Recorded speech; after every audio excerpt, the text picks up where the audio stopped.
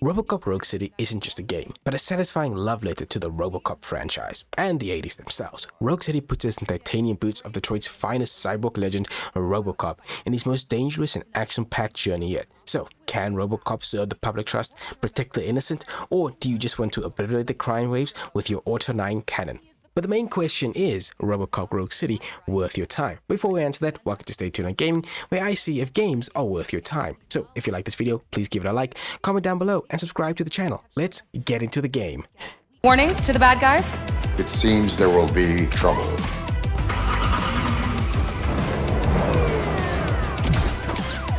Dead or alive, you are coming with me. Robocop Rogue City plunges players into the gritty, dirty, and corrupt world of Robocop. You play as titular character Robocop, the cyborg law enforcer made to keep the peace in crime-ridden Detroit. The game is set after the events of Robocop 2, but before 3, so think of it like an in-between episode. Streets are still filled with a drug called Nuke, and gangs are at constant war with each other. But Detroit is thrown into chaos with the emergence of the new guy, somebody who is uniting all the gangs of Detroit and has big plans for the crime of the underworld. At the same time, OCP is moving along with its plans of Delta City and schemes to control the police and maybe even replace Robocop. Many are looking to Robocop to save them, but memories of his past are causing him to malfunction, putting him and his friends in danger and doubt in the people's minds. Can Robocop stop the new guy's plan and find out his connection to the past before he completely shuts down? Well, it's just gonna have to play to find out. The story here is actually super well done. I was surprised at exactly how well they actually made the story here. It's an in-betweener episode, like I said, between Robocop 2 and 3, and they do a really good job. The transition from film to game is kind of seamless, and the game does a really good job with world building. There are many details from the film for eager fans to find. This may be the best Robocop story since its first movie. It manages to still keep the spirit of their very first film, where I think Robocop 2 and kind of goes all over the place with it, and Robocop 3 completely loses it. It has that corporate satire, the greed, the dark humor, media sensationalization, and of course, the bloody violence. But the heart of the story is, of course, Robocop, Alex Murphy, and his internal conflict with his humanity versus machine. This is the story's emotional core, and it's super done well. He's getting memories from his past, memories that he thought he was gone, and now he has to relive this. And at the same time, this is causing him to malfunction. It has him to actually look at how people view him. Does he actually think his colleagues like him for who he is? And the story consistently tries to see, is Murphy human or machine? And the player does have some control over how the story is. They even throw in various small hints from the very first movie that is shown here, like actual memories from the scenes that play out in the first movie, and I thought that was really cool.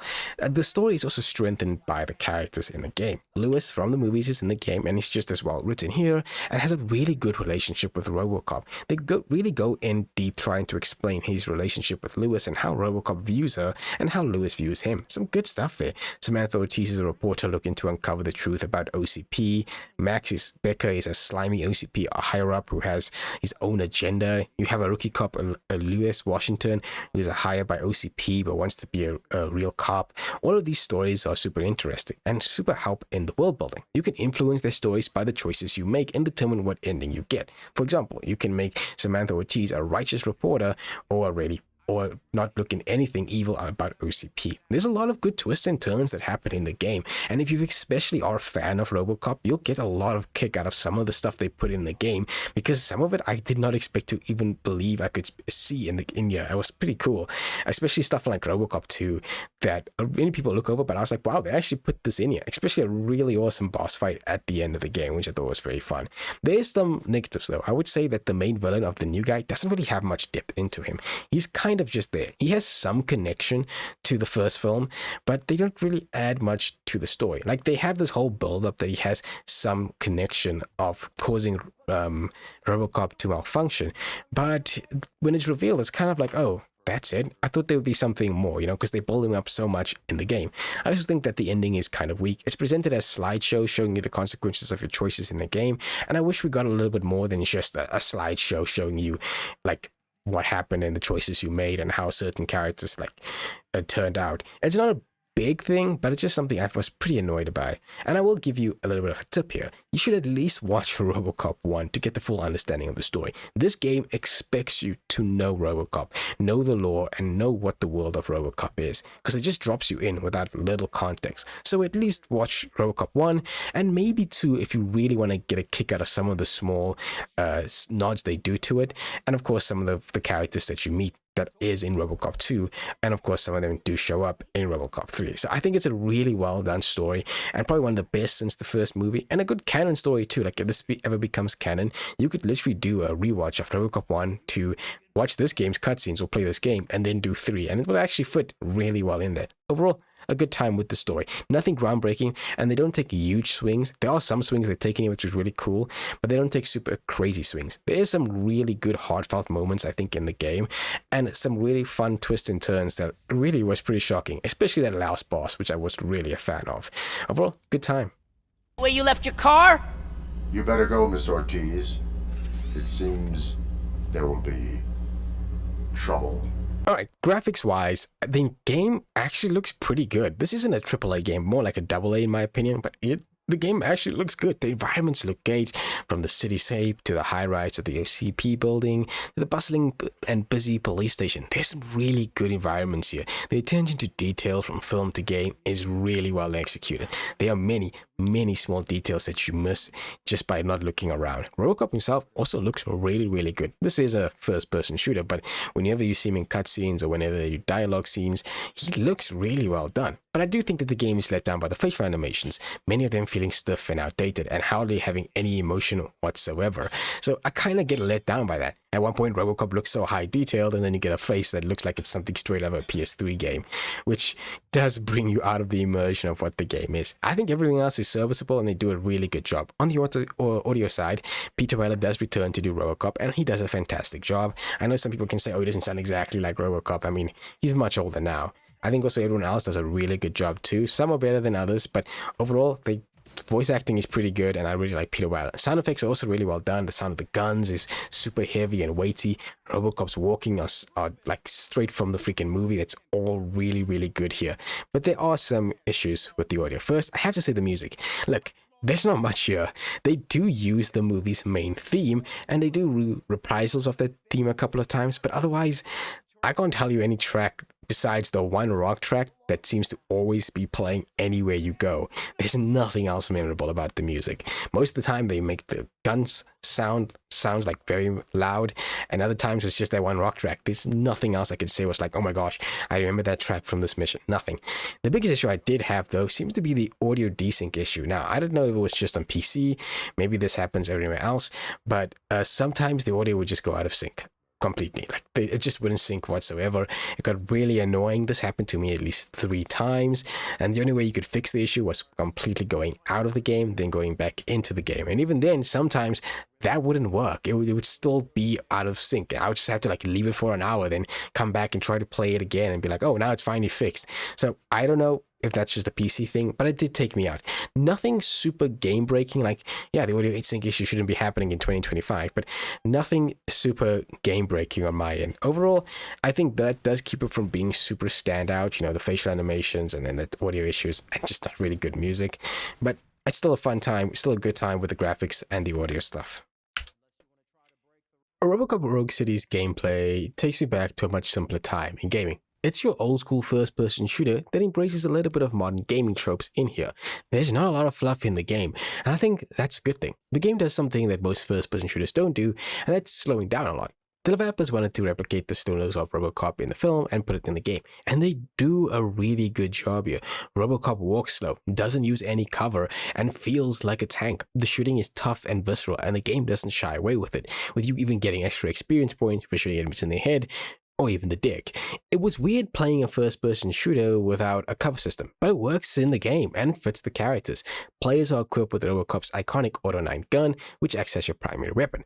It's powerful, has unlimited ammo, and it can make quick work of enemies, but it can't do all. In fact, you are encouraged to pick up weapons that the enemies drop. This helps in expanding the arsenal, and sometimes those weapons are actually preferred to take down enemies, especially in the later stages of the game that have armor and some of the boss fights. Seriously, the guns that you pick up here are actually pretty cool. You get SMGs, assault rifles, turrets that you could pick up, even rocket launchers around the end stages of the game. Now, your Auto 9 cannot do all.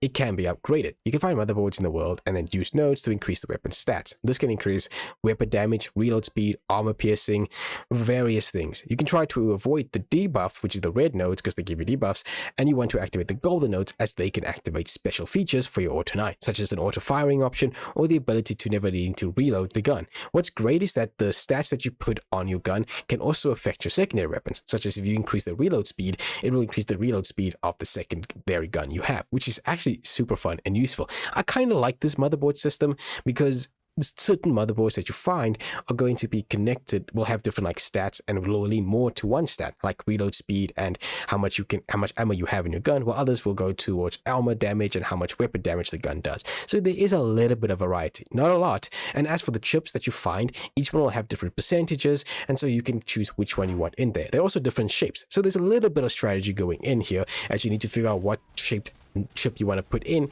to that node so you don't have any of the like red nodes get debuffs in there. It's a little bit of strategy, not a lot, very surface level. Again, this is a much like very old school game, and I'm fine with it not trying to go super deep into RPG mechanics. Now, you don't only shoot in the game, you do have some melee moves. Robocop has a punch which you can use to knock at enemies, and you can also do the best thing in the game, which is grab enemies and throw them into a wall. It was always fun picking up enemies and throwing them. Best part about the game. You can also pick up a variety of items and chuck them at enemies, which is also encouraged in boss battles and much later down the line. And you can pick up a lot of stuff, like you can pick up a bike, you can pick up propane tanks, mines, and just chuck them at enemies. I actually thought this was really good. There are some boss battles in here, not a lot, but they are very tough and do provide a little bit of a different challenge than you would have in other games.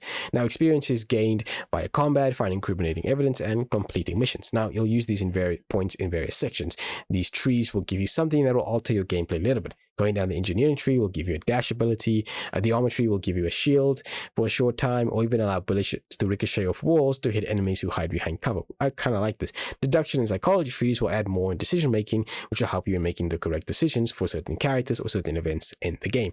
Now, I like that this isn't a super deep like RPG system, and I also like that the abilities that you can get for Robocop are very early in the trees. It's like the third or second node that you can upgrade to get. So if you don't want to go down like the combat tree and just want to dump all your points in deduction or scanning or focusing, then what I like is that it's super early. Like you can get the dash ability very early on if you just spend like a couple of points, and then you will have it for the rest of the game. And it doesn't have a very long cooldown, which again, I think is helpful in this game. It does allow you to be more action-packed and go much more into attacking. This game doesn't want you to hide behind cover. It wants you to always be shooting and being on the right foot to attack. And I kind of like that about this game. I kind of like that this, again, not a super deep RPG mechanic, but very light, which I think just helps you play the game a little bit different than some people might.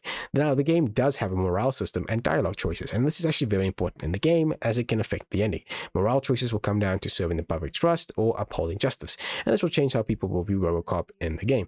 Now, dialogue choices can affect characters' journeys and their personal journeys as well. For example, the rookie cop Elias Washington can become a model cop or become a bad one, depending on the choices you make. Again, just something small added to the game to add a little bit of replayability to it, not a lot. And none of the choices are super like bad, you know, and even the morale system isn't super crazy and the ending isn't changed that much, so it's a bit of a shame. Though I will admit, though, I didn't like how not every choice you make is actually pretty important.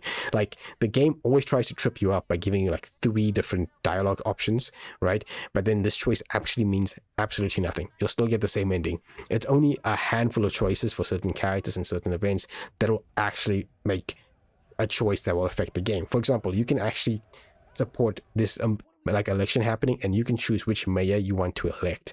Your choice will depend which mayor is chosen, and if you choose nobody, then the game will choose one for you. Like, so there is a little bit of variety there.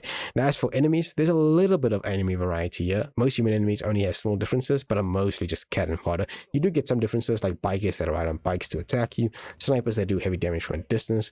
It isn't until late game where enemies start to do a lot of damage, as they have a lot of armor and actually more powerful guns. You do have robot enemies. They do a lot more damage, move in units, and can carry heavier guns.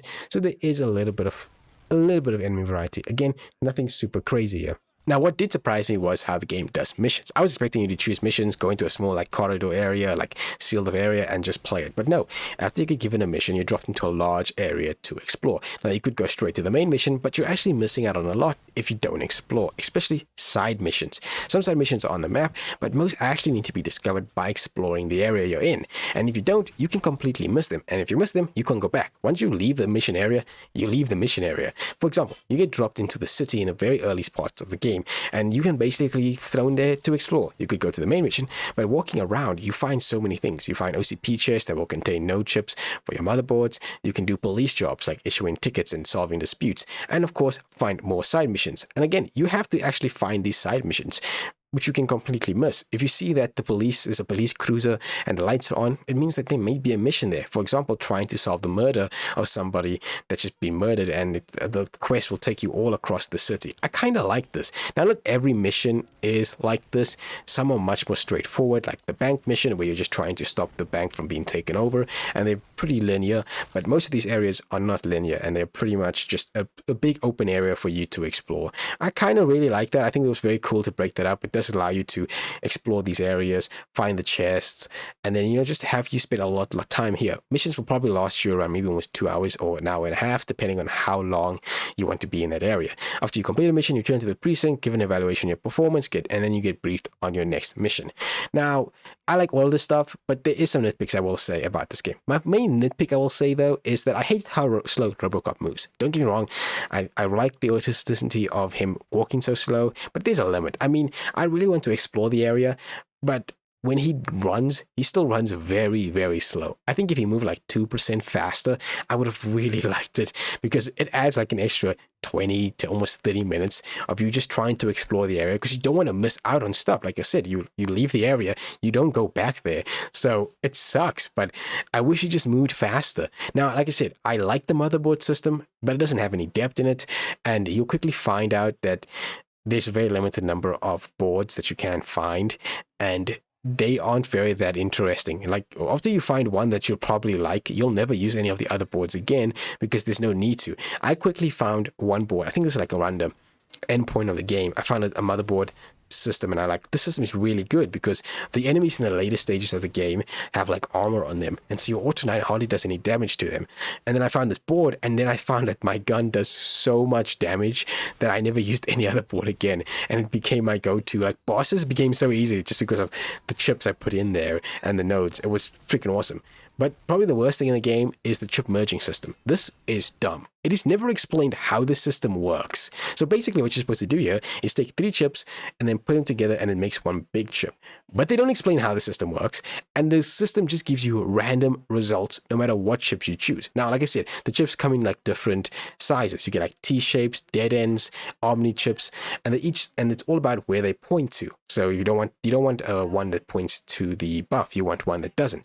So if you put 3 left dead ends in it, it will give you a T-shaped node. I was like, what? How does that work? The game never explains it. I was looking through tutorials trying to see how does this chip system work, but it doesn't work. It doesn't tell you how it works. Don't ever use this system. It's dumb. I don't know why it's in the game, because you don't explain it and you can completely miss it. And then you quickly realize that the game has a limited number of chips. You only find chips in OCP chests. Sometimes not, but you only find them in OCP chests.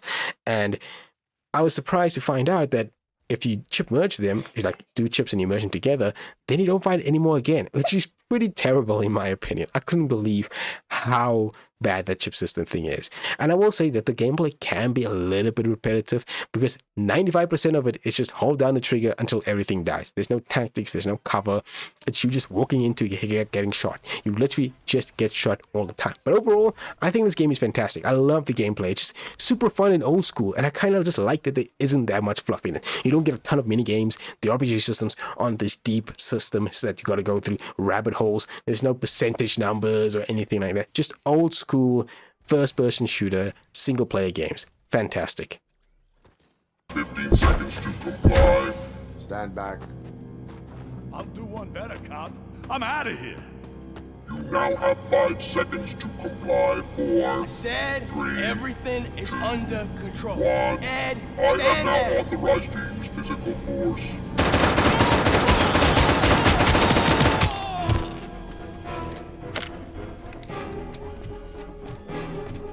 So, is Robocop Rogue City worth your time? The answer is yes. Look, there are flaws here, but there's nothing game-breaking. I think the good outweighs the bad. The story is well done. It feels like a great in-between between Robocop 2 and 3 with a great cast of characters. As for gameplay, little fluffier, simple first-person shooter with some modern touches here that does make you feel like Robocop. The game also isn't too long, lasting around 10 to 15 hours, maybe a little bit longer if you're going for a completionist run. There's also not much in replayability though. There is a New Game Plus run that you can do, and there is a higher difficulty that you can put it on. But that's really it. There's no DLC except for a few cosmetics where you can play as Alex Murphy. And if you want more Robocop, there is a standalone expansion coming sometime this year. I do think that this is a great AA game. I will say though, buy the game on sale because, well, yes, there's a good 10 to 15 hour campaign here. I don't think you should buy it full price. The game consistently goes on sale a lot of times, and I would recommend buying it there. I do know at the time of making this video, it's on PlayStation Plus monthly game service that they do, so definitely play it there. I can't tell you how the PS5 version works, so do comment down below how that plays out, but I really did enjoy my time with this game. I just was like, this is exactly what I was looking for. No crazy stats, no mini game, just an old school first-person shooter. And I think that's one of the best. That's the best for this game. Now, if you enjoyed the video, please give the video a like, subscribe to the channel, and comment down below. I'll see you guys in the next game.